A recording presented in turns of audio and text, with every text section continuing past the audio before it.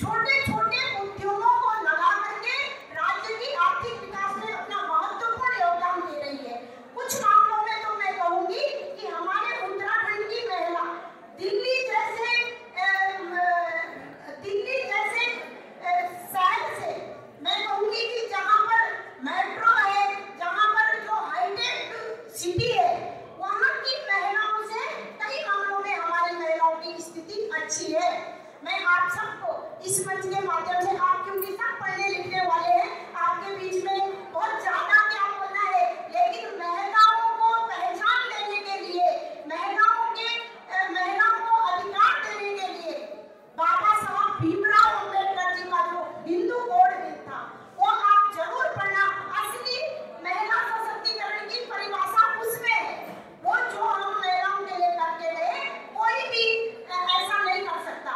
और आज हमारे देश के प्रधानमंत्री आदरणीय नरेंद्र मोदी जी, जो सत्ता में आते ही जिन्होंने देखा कि कितनी रेशियो, कितना, जैसे प्राचार्य जी बता रहे थे, 963 और 1000, कितना बड़ा रेशियो महिलाओं और पुरुष की लिंगानुपात में है।